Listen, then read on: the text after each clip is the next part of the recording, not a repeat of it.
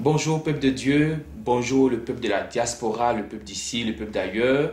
Nous sommes dans la joie pour ce que le Dieu de Papa Florian nous donne la force chaque jour, la force, la force, la force.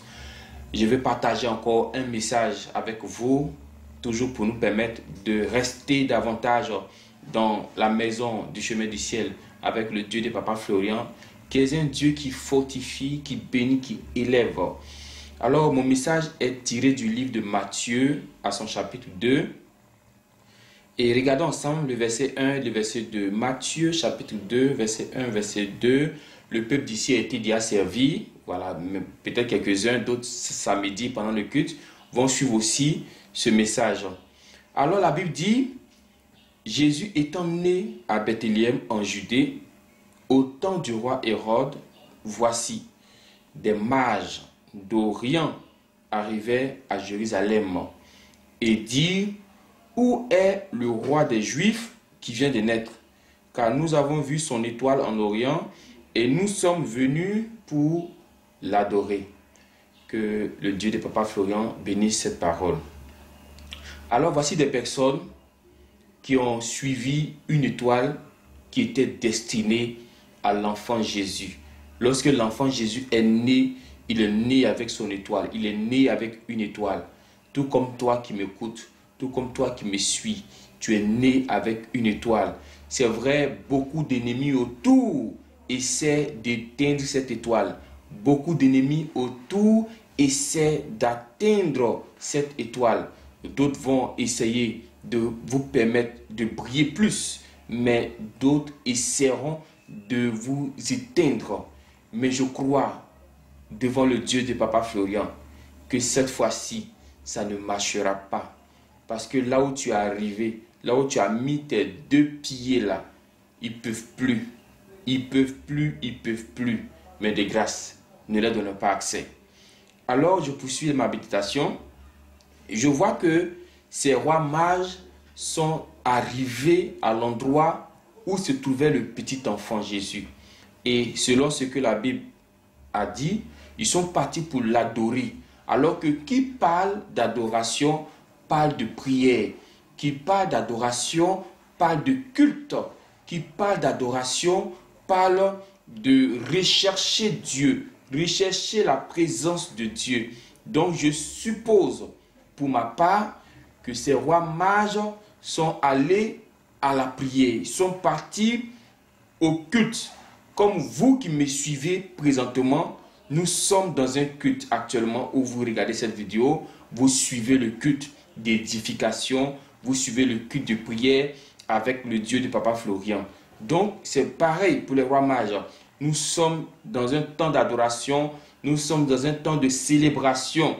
Donc, tout comme nous, ils étaient aussi dans un moment de culte, en train de prier, en train de chercher la face de Dieu. Mais je dis souvent que la prière, c'est une bonne chose. Vous voyez, même la méditation de la parole de Dieu, c'est une bonne chose. Tout ce que vous faites dans la maison de Dieu, c'est une très bonne chose. Mais ce qui est plus important, c'est ce qui se passe après la prière. Ce qui est plus important, c'est ce qui se passe quand on a fini le culte et que chacun se lève pour aller à la maison.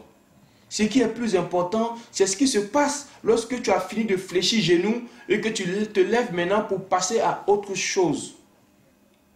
Et souvent, il se trouve que ce que nous faisons après la prière ne colle même pas avec Dieu. Ça ne colle pas avec la sainteté. Ça ne colle pas avec tout ce qui est juste. Alors que ces rois mages ont fini d'adorer, au moment de partir à la maison, au moment de vaquer maintenant les occupations, voici une recommandation du Seigneur au verset 12. Puis, divinement averti en songe de ne pas retourner vers Hérode. Vous voyez, de ne pas retourner à ce qu'on a vomi, de ne pas retourner à ce qu'on a abandonné, de ne pas retourner à ce que tu as trouvé faux et tu es venu dans la maison de Dieu de Papa Florian. Ne pas retourner dans ce que ce qui minait ta vie négativement, ce qui te mettait dans les ténèbres. Dieu dit, ne repartez plus vers ces choses. Et ils regagnaient leur pays par un autre chemin. Je veux dire quoi? Si tu as fini chez Papa Florian, si tu as fini ton culte, si tu as fini ta prière, si tu as fini tes éléments, frères et sœurs, ce qui t'a causé problème, ne retourne plus là-dedans. Là où tu étais, et puis ça n'allait pas, ne retourne plus là-dedans. J'ai envie de te poser une question. Lorsque nous finissons les cultes des samedis, qu'est-ce que tu fais après? Le dimanche, qu'est-ce que tu fais de ta journée?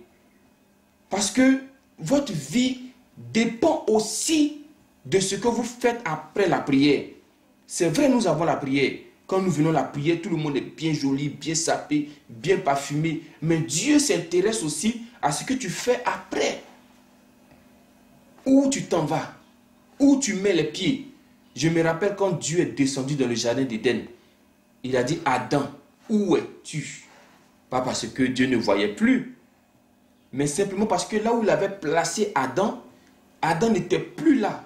Il n'était plus au même endroit. Il n'était plus à la même place. Frères et sœurs, quand vous venez dans la maison du Dieu de Papa Florian, il vous charge de bénédiction, il vous charge de grâce, il vous charge de faveur, mais de grâce aussi. N'allez pas vendre toutes ces choses-là.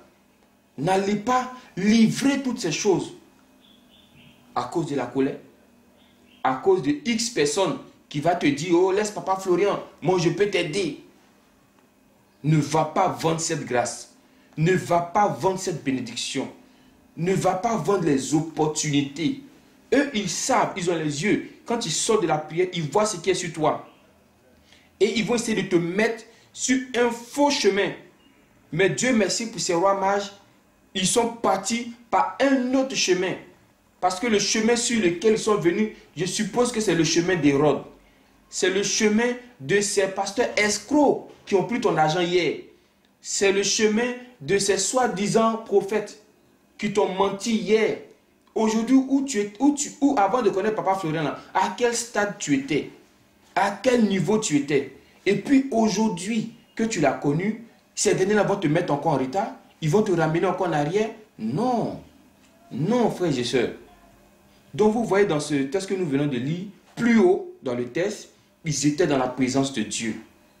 Et ils vont sortir maintenant de la présence de Dieu, peut-être vaquer à leurs occupations, peut-être aussi prendre soin de leur famille. Mais en même temps, Dieu les dit, parce que c'est divinement averti, ne va pas vers Hérode.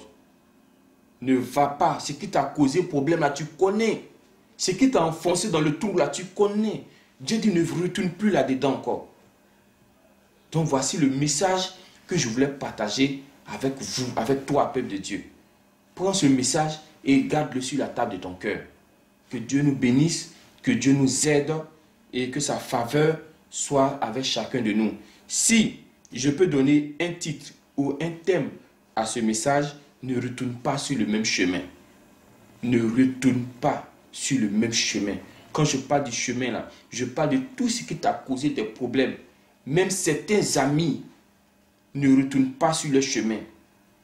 Même ceux qui étaient censés te protéger et qui t'ont montré que vraiment le diable est assis dans leur corps, ne retournent pas sur ce chemin. Que Dieu nous bénisse au nom de Jésus.